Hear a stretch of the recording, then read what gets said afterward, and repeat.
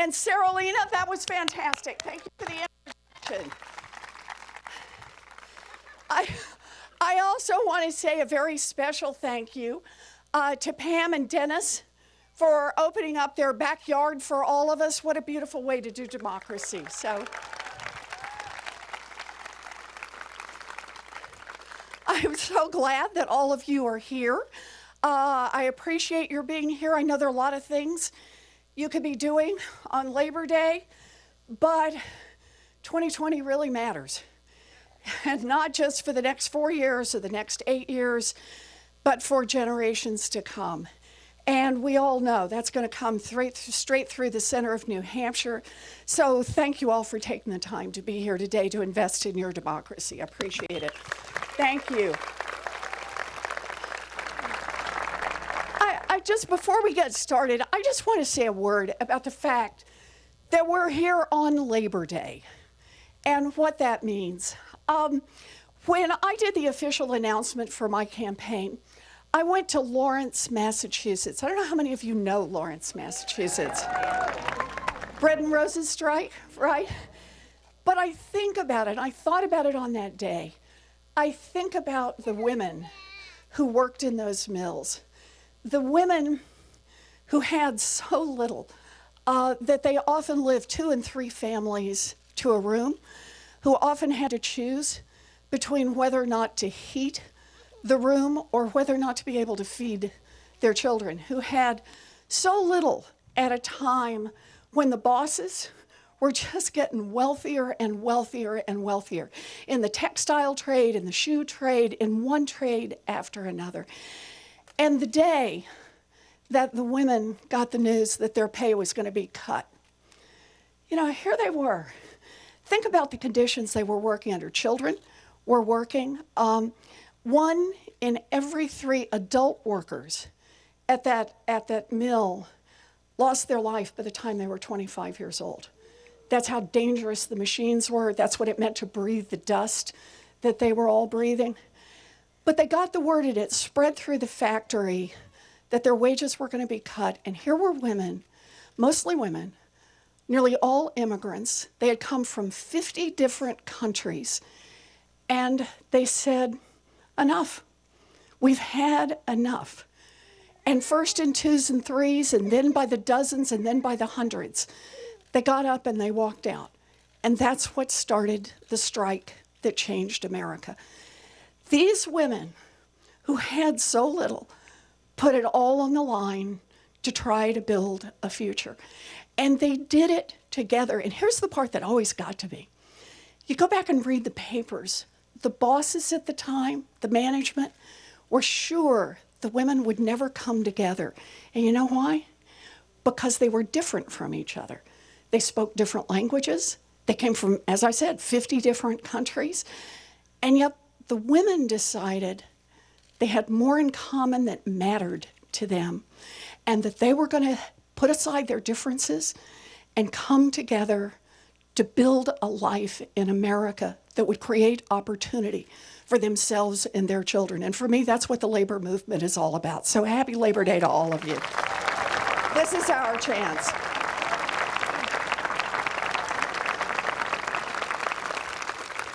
Yep, it is our chance to come together. So I thought what I'd do today is I tell you a little bit about myself.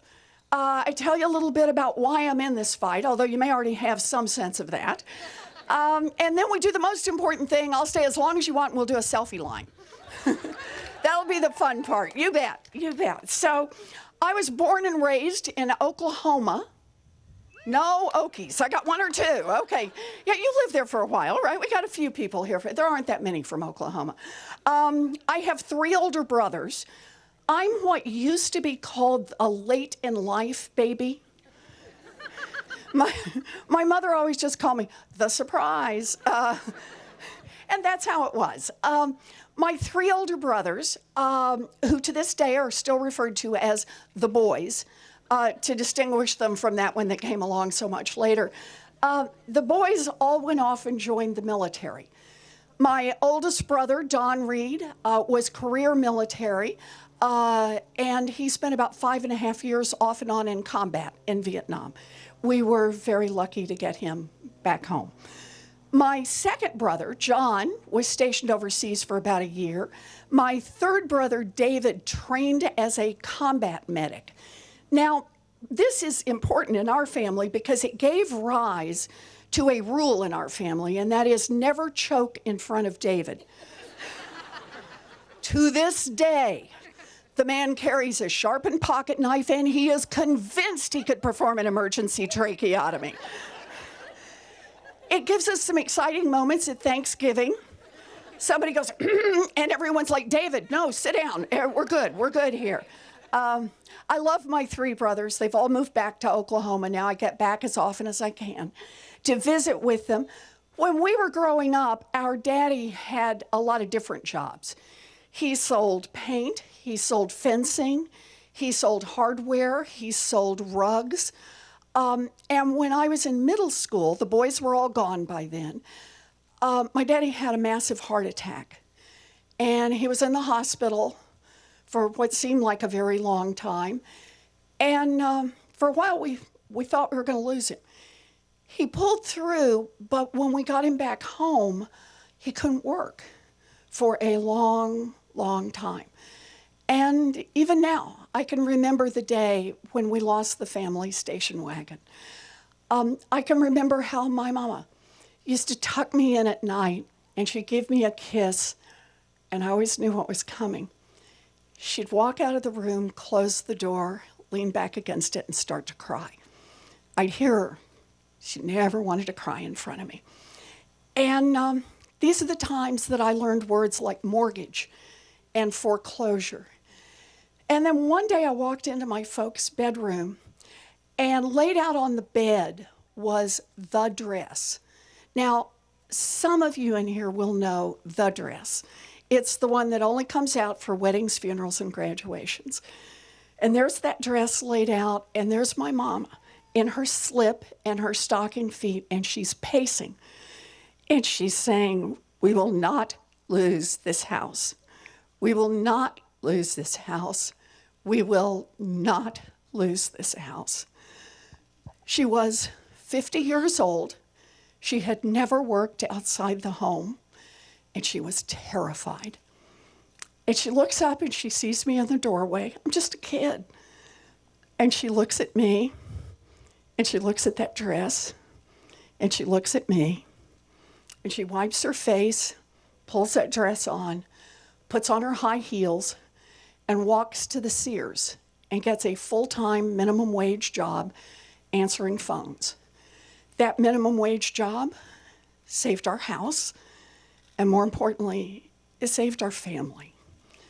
And I always think of this as the lesson my mama taught me, and that is, no matter how hard it looks, and no matter how scared you are, when it comes down to it, you reach down deep, you find what you have to find, you pull it up, and you take care of the people you love. That's it.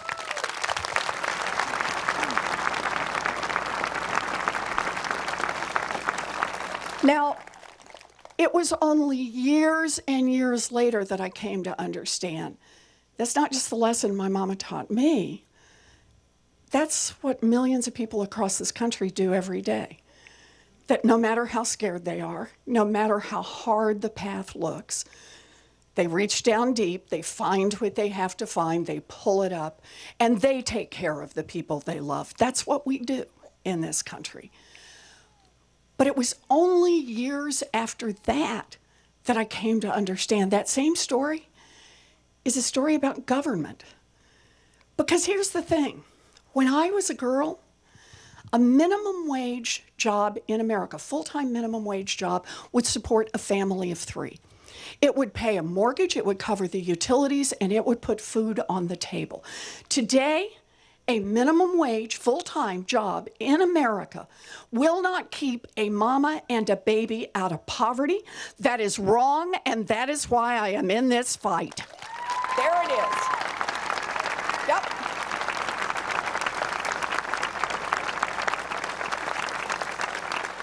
And understand this difference. It's not an accident. It's not something that just happened over time.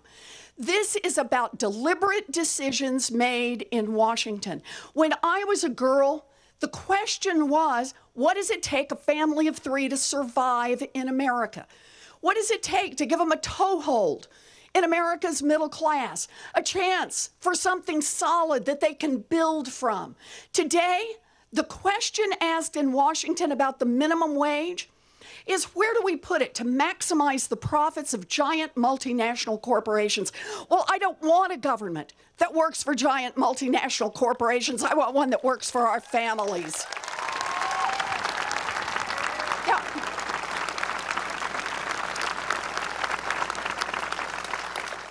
So, like I said, the boys, they went off and joined the military. That was their path. My path was different. I have known what I wanted to be since 2nd grade. Oh, you laugh.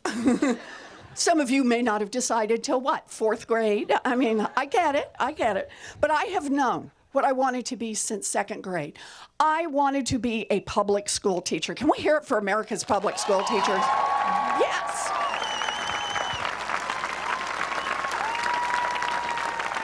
Yes.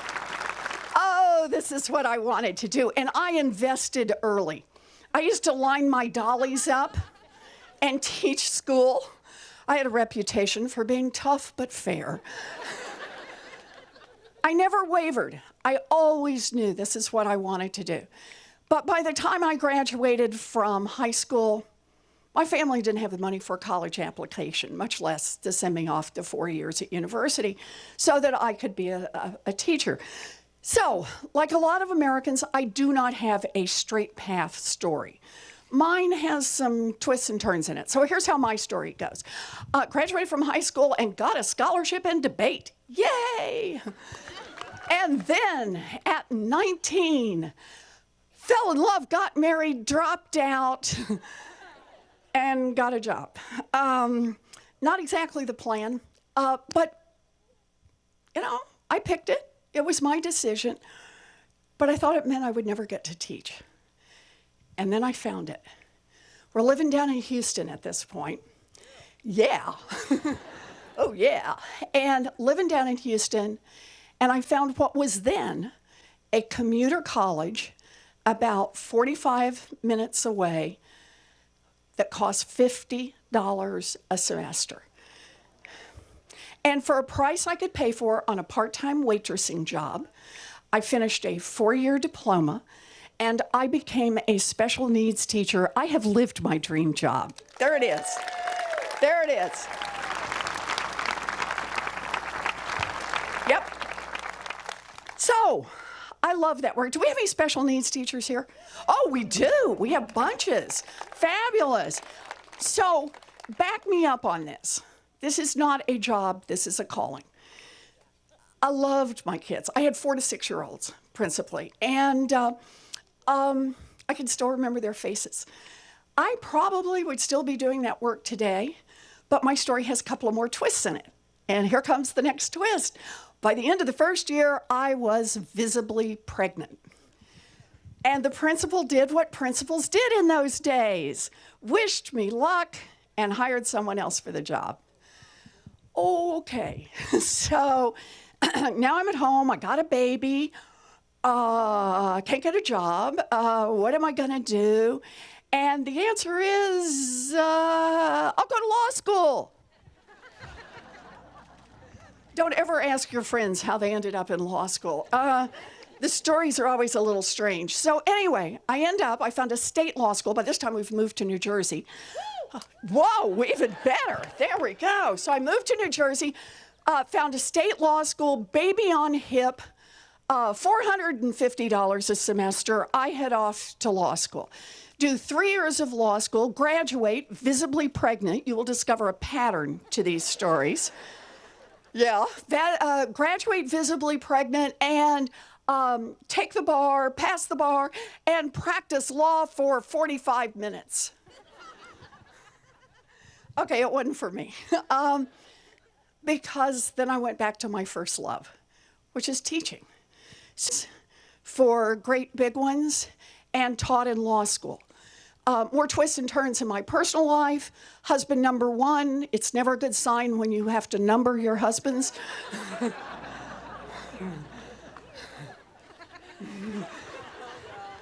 He moved on, but husband number two, I'm still on two, so that's good.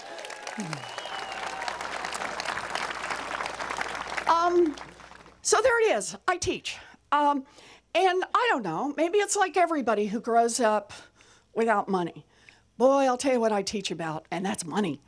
If there is a law course that was involved in money, I taught it. I wanted to learn it, master it, and teach about it. So contract law and commercial law, secured transactions, uniform commercial code, bankruptcy law, partnership law, corporate finance, law and economics, I taught them all. But there was one central question that all of my work centered on, and that is, what's happening to working families in America? Why is it that America's middle class is being hollowed out? Why is it that people who worked every bit as hard as my mother worked 2 generations ago today find the path so much rockier and so much steeper? And for people of color, even rockier and even steeper.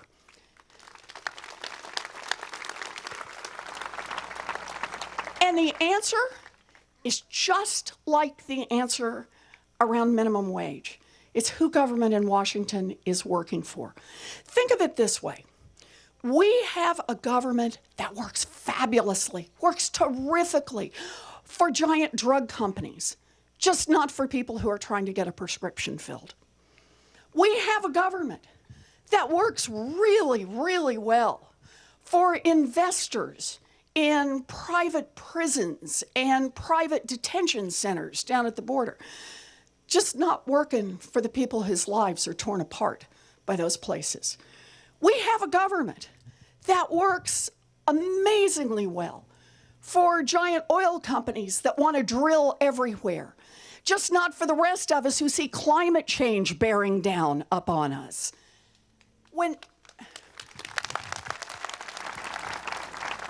When you see a government that works great for those with money, works great for the rich and the powerful, and isn't working for much of anyone else, that is corruption, pure and simple, and we need to call it out for what it is. Yep.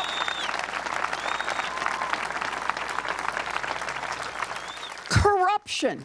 And I want you to think about it this way.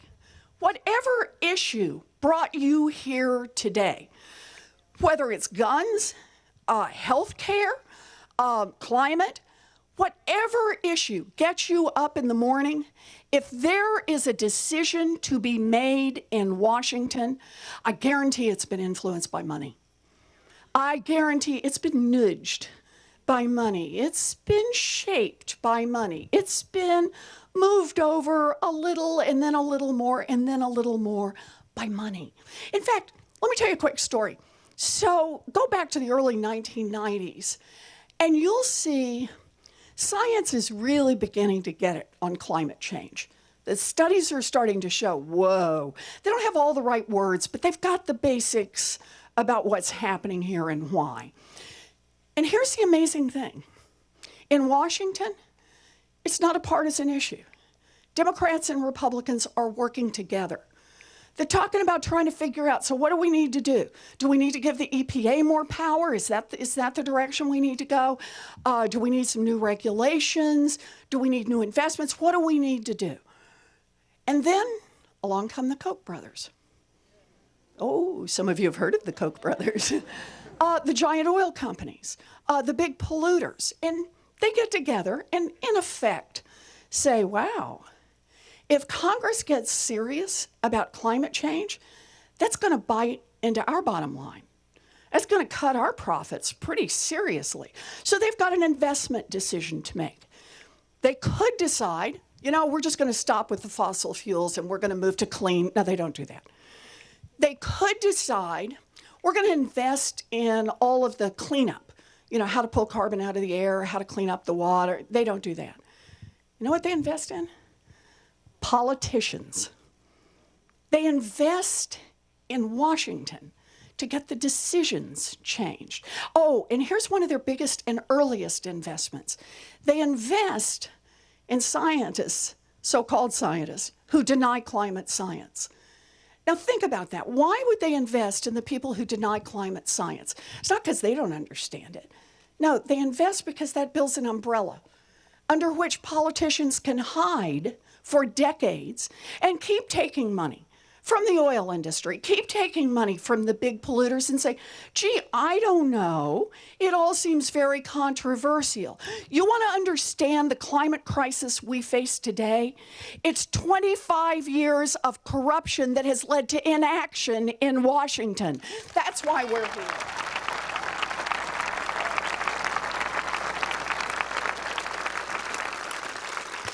So here's the thing. The money is everywhere in so many different ways. The corruption infects so many different decisions that it comes to us what to do about it. And the answer is it's not going to take just one change, one statute over here, 2 regulations over there. No, it's going to take big structural change in our government. That's what it's going to take.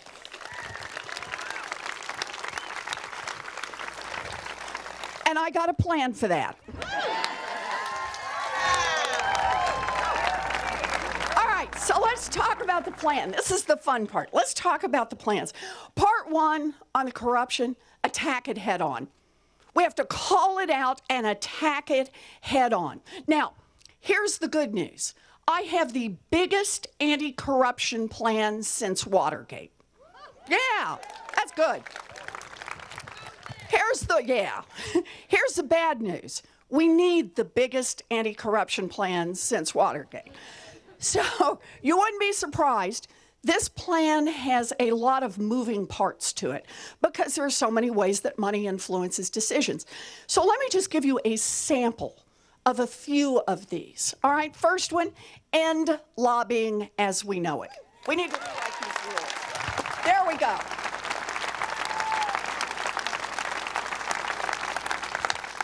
Lock the revolving door between Wall Street and Washington. Enough. Here's one you may never have thought about, but it's important. Make the United States Supreme Court follow basic rules of ethics. They don't have any requirement to do that, and they don't. Woo. I'm just making friends everywhere. One more. There's a lot of pieces here, but here's one that will really root out some corruption.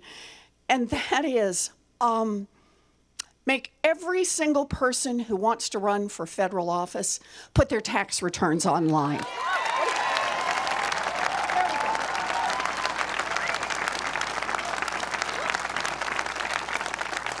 Okay, so that's part 1.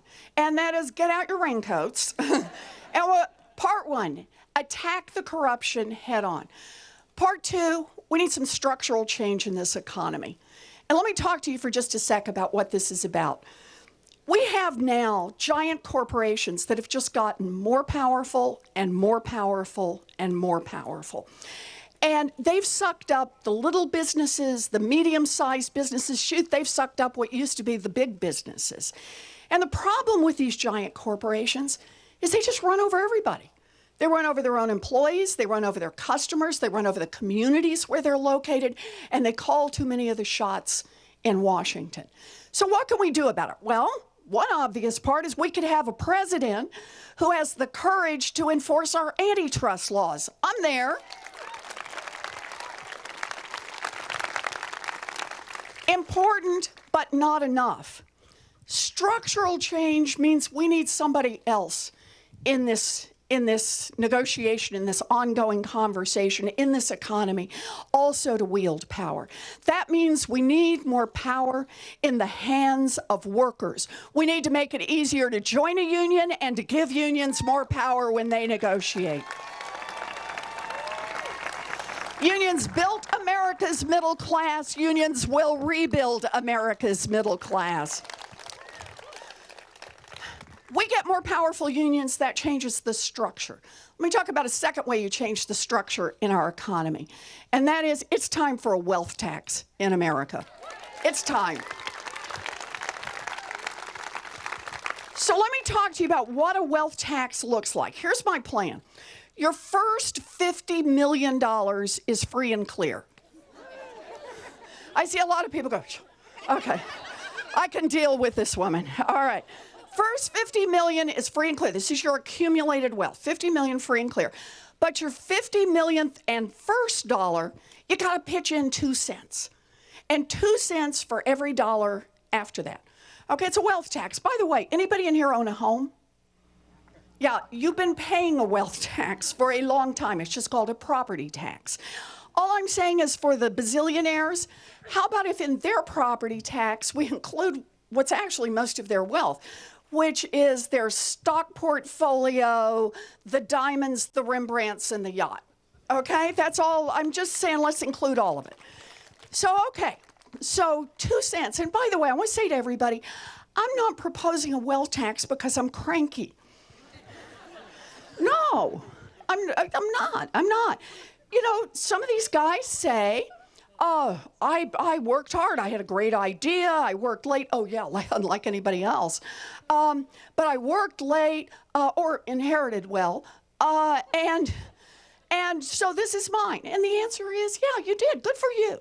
You did have a great idea, and you did work hard. No one's angry about that, but here's the deal.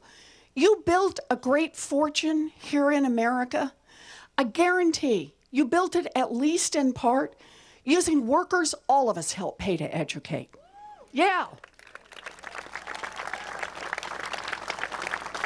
You built it at least in part getting your goods to market on roads and bridges all of us help pay to build.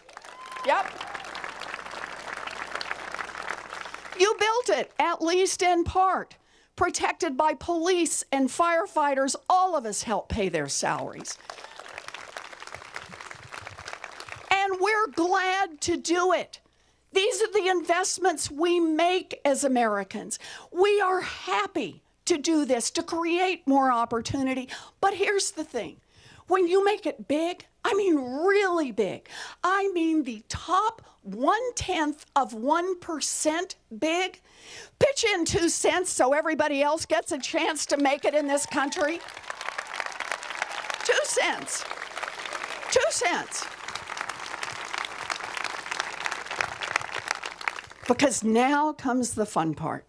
What can we do with 2 cents in America? I'll tell you exactly what we can do. First, we can have universal child care for every baby in this country age 0 to 5. 100% of them. Yep. Universal pre-K for every 3-year-old and 4-year-old in this country. Raise the wages of every preschool teacher and child care worker in America.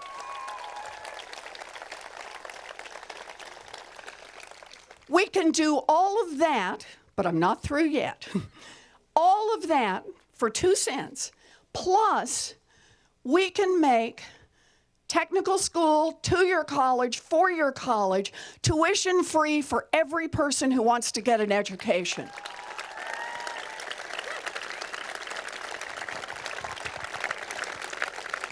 Plus, we can level the playing field, put $50 billion into our historically black colleges and universities.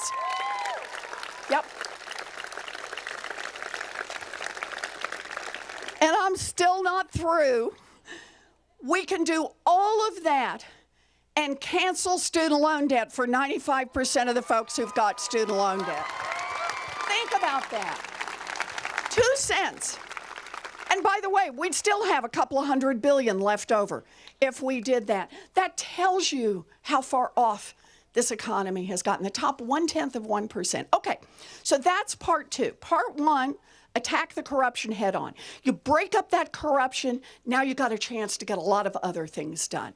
Part 2, we need some structural change in this economy. Part 3, we need to protect our democracy. Yeah. I want to see a constitutional amendment to protect the right of every American citizen to vote and to get that vote counted. Yep.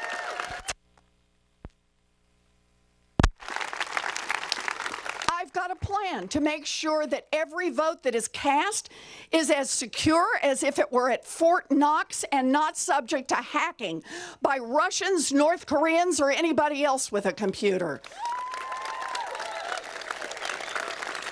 Oh, here's one you should care a lot about. We need to get rid of political gerrymandering.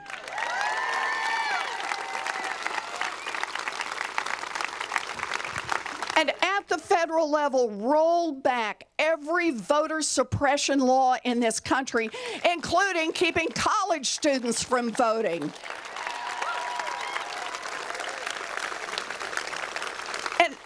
And just one more. Overturn Citizens United. Democracy is not for sale.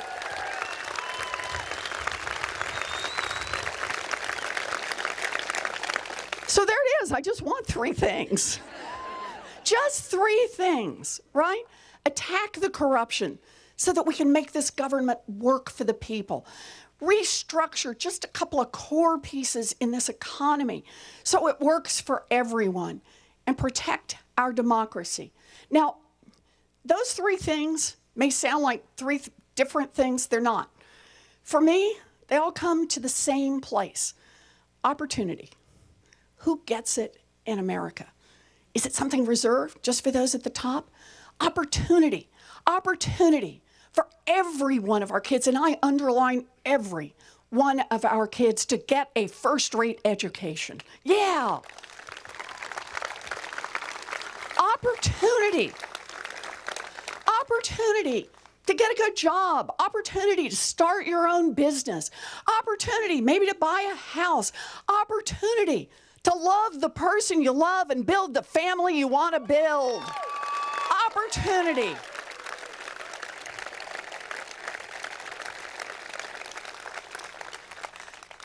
Because you want to understand why I'm standing here today?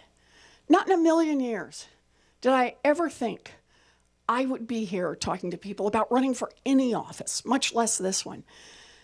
But here's what I know, and here's what pulled me in. My daddy, he ended up as a janitor, but his baby daughter got the opportunity. Got the opportunity to become a public school teacher, got the opportunity to become a college professor, got the opportunity to become a United States Senator, and got the opportunity to be a candidate for President of the United States. Dream big, fight hard, we gotta win this.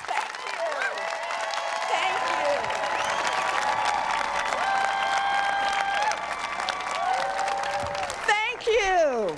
Thank you. Thank you. All right, thank you. Thank you. 2 cents. Let's do this. Okay. Thank you so much. Rennie, you ready to do this? Hey, I'm Rennie Cushing, and I'm the moderator of the Winnicott School District, which is Hampton, Hampton Falls, Seabrook, and Northampton. And I have to say, there are more people here today than there were at the last school meeting, so... Anyhow, we're going to do something that's really traditional in New Hampshire, and that's kind of a lottery. We're going to have people who speak when Elizabeth's going to pick 2 numbers out. Elizabeth's not going to pick 2 numbers out. Elizabeth's going to hold the basket while I pick 2 numbers out, so I'm responsible for whomever didn't get picked. And the first number, when I call the number out, raise your hand, and someone's going to run with a microphone to you. And the lucky winner for the first question is number 2010. 2010. Do we have a winner? You must be present to win. 2010. We'll be throwing in a stuffed animal. 2010, last call. Oops. Okay. One more time. 2019. 2019. 2019. 20. We have a winner over there. Congratulations. And while the mic is making its way to her, does someone see the mic? We're going to pick another number so you can get on deck. And the next person will be 1997. 1997. 1997. And another winner over here, 1997. So this is the first two questions. Line up and go. Okay. All right. We're just going to do. I think you all are worried about. I was hoping we could do more, but I get that people are a little anxious here. Okay. All right. So who forgot first? Tell me your name. My name is Linda Rhodes. Hi, Linda. And I am with Indivisible, New Hampshire. Woohoo! All right. And very, very happy to be here. This is the second time I've heard you speak.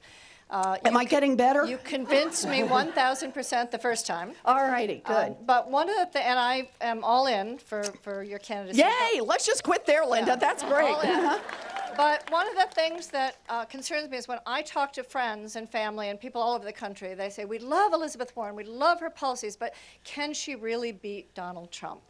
And so I think it would be really helpful for you to tell people why. I certainly believe it, but I'd like to hear how you respond to that. So that is a really good question. How about we start with, I know how to fight and I know how to win.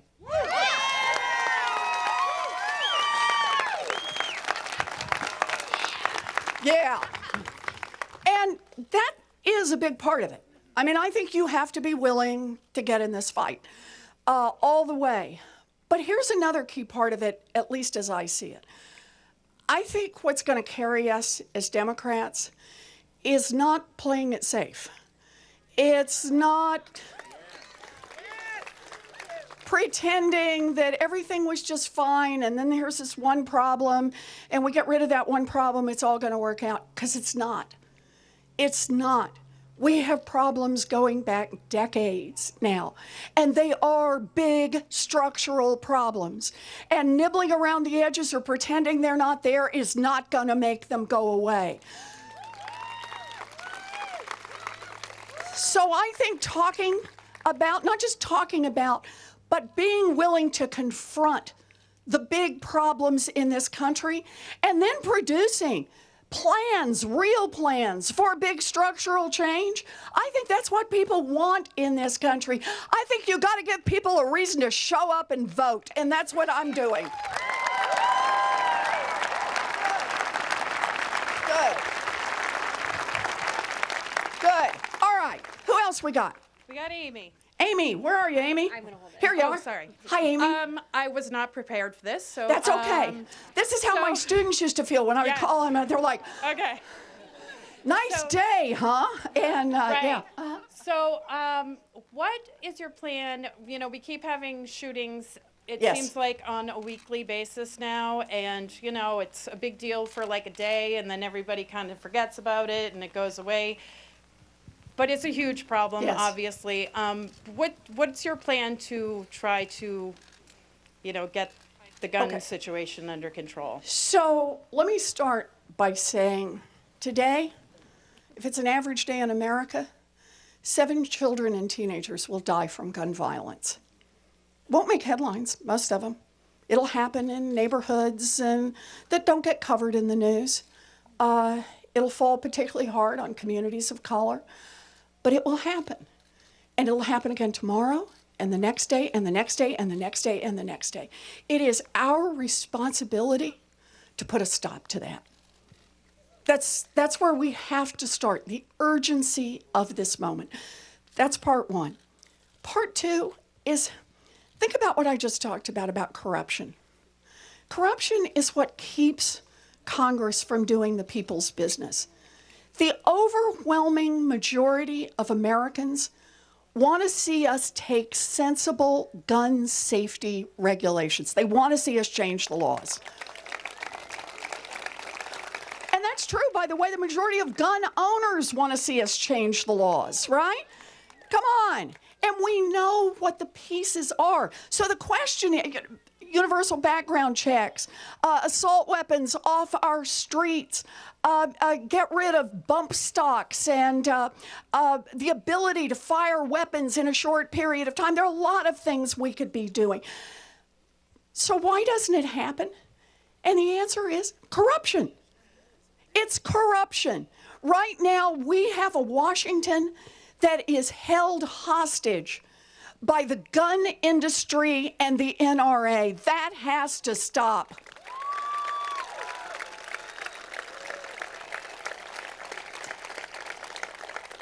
And then one more part I want to add to this, and I know we're all about to get wet, but stick with me for a minute here. We have to treat this like the public health emergency that it is. We cannot think of this as one and done or two and done. Let's get 2 statutes passed and then everybody says, phew, finally, took care of that problem and moved on. We can't do that. Back in 1965, there were 5 deaths for every 1,000,000 miles traveled in America. And you go back and read back then, and you know what people were using? The word they were using to describe that carnage on our highways. How were we going to stop it? That families were being wiped out on our highways. And the answer was, we decided we were going to reduce deaths from driving. And we did. Some was obvious. So for example, seatbelts and safety glass, some hadn't even been invented. Like, I'm good. Thank you. Some hadn't even been invented, like airbags and automatic braking systems. But the point is, we stayed after it, and we have cut deaths by auto by more than 80%. So here's my pitch on guns. We need to set a goal. My goal is we need to cut deaths by 80% from gun violence. That includes suicide, domestic violence, mass shootings, neighborhood shootings, and not rest until we've done it. So thank you. Thank you. So I'm sorry we're short on questions today, but it looks like we've got to make sure we get in those selfies before we're all drowned here. Let me just say to all of you really quickly, I know this is hard. A lot of people say to me, and it goes back to the question asked earlier, you've got all these plans, these are hard. You've got a lot of pieces, and there's math in it, and, you know, whoa, you have the pay-fors and everything. The experts, and believe me, that means everybody in the United States Senate, tell me this is not the way to run for office. They say the way to run for office, come in, say a few things, get everybody stirred up, or not, whichever way you want to do it, but then quit, smile more. That's what they tell me. And you know, here's what I think about. What do you think they said to the suffragettes? You're never going to make change. It's too hard. Give up now.